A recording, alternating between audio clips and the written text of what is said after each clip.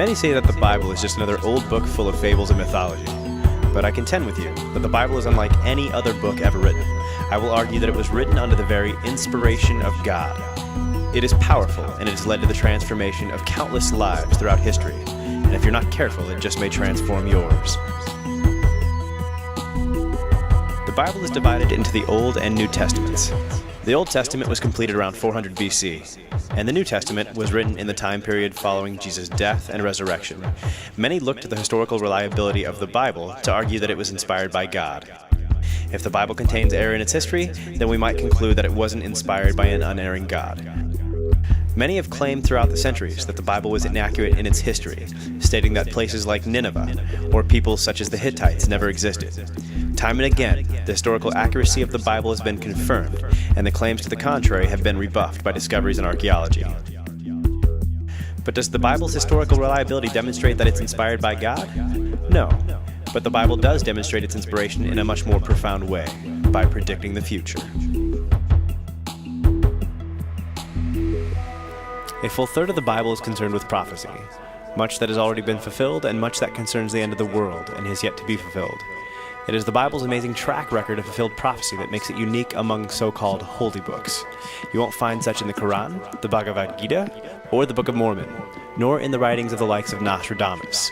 Much of the amazing prophecy that has been fulfilled concerns the nation of Israel. The birth of the nation of Israel occurred close to 2,000 years before the birth of Jesus. God miraculously delivered the Jewish people from 400 years of captivity in Egypt.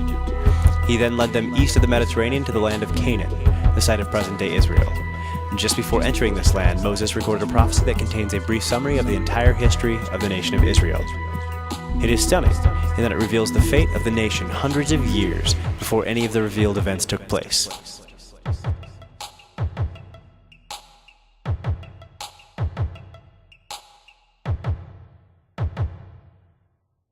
In the Old Testament, Deuteronomy 4:25 through 28 reads, "When you become the father of children and children's children, and have remained long in the land, and act corruptly, and make an idol in the form of anything, and do that which is evil in the sight of the Lord your God, so as to provoke him to anger, I call heaven and earth to witness against you today, that you will surely perish quickly from the land where you are going over the Jordan to possess it.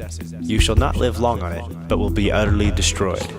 The Lord will scatter you among the peoples, and you will be left few in number among the nations where the Lord drives you.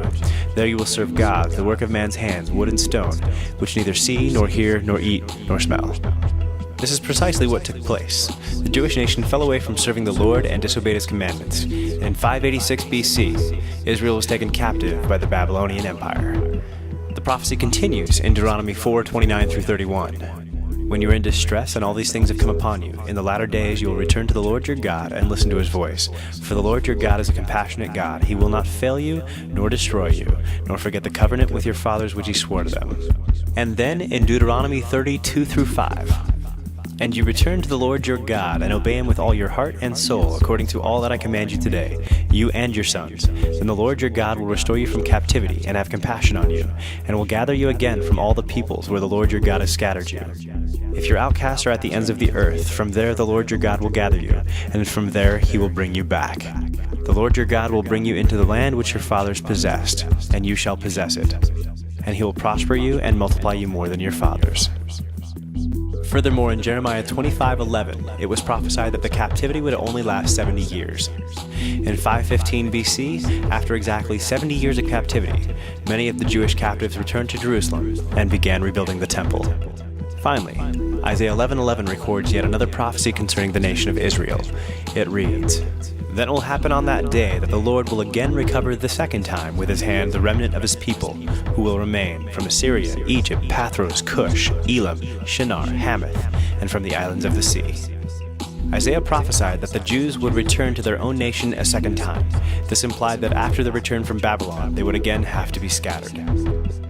In 70 AD, Jerusalem was destroyed by the Roman Empire, and the Jews were completely defeated in 73 AD.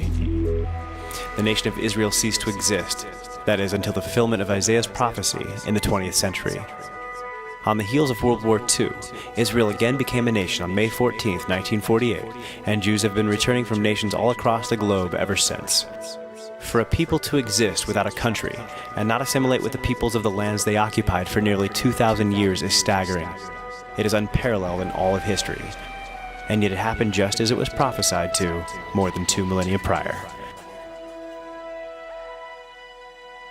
The prophecies concerning Israel are remarkable, but the Bible isn't silent about the other kingdoms of the world either. The book of Daniel, another book in the Old Testament, records some astonishing prophecies about the major empires that would dominate the world from the 6th century BC to the 5th century AD.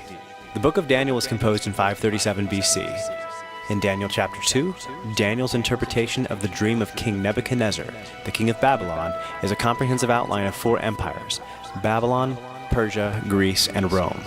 Secular scholars typically scoff at the fulfilled prophecies in the Bible, simply claiming that the prophecies were written after the events prophesied had already occurred. But this doesn't work for the book of Daniel. We know the book of Daniel had to have been written at least as far back as the 3rd century BC. It was then that the Old Testament was translated from Hebrew to Greek into what is known as the Septuagint. Daniel's a part of this translation, giving it a date that precedes many of the events concerning which it prophesied. This prophecy involves the pinnacle in history of the entire Christian message, the coming of Jesus Christ. Daniel 9:25 predicts the exact day of the coming of Jesus to Jerusalem. It reads, "Know therefore and understand that from the going forth of the commandment to restore and to build Jerusalem unto Messiah the Prince shall be 7 weeks and 62 weeks. The street shall be built again, and the wall, even in troublous times." This prophecy states that Messiah the Prince would come 69 weeks, or more properly 69 sevens, after the decree to rebuild the walls of Jerusalem was made. In Hebrew, a week, or 7, could have multiple meanings depending on context. A week could mean a week or 7 of days, as in our English usage, but it could also mean a week or 7 of months, or a week or 7 of years, as is the correct rendering in this passage. So the time of the prophecy is really 69 sevens of years, or 483 years. There were 360 days per year on the Jewish calendar, so 483 years comes out to exactly 173,880 days. On March 14th, 445 BC, Artaxerxes Longimanus issued the decree to rebuild the city of Jerusalem, including the walls of the city. Going forward in time, 173,880 days, or exactly 483 years, brings us to April 6th, 32 AD. This was the 10th of Nisan on the Jewish calendar, and was the day during the week before the Passover celebration, in which Jesus made his famed triumphal entry into Jerusalem, thus fulfilling the prophecy in the book of Daniel to the very day. Only God knows the future before it happens, and the many fulfilled prophecies are his fingerprints all over the Bible.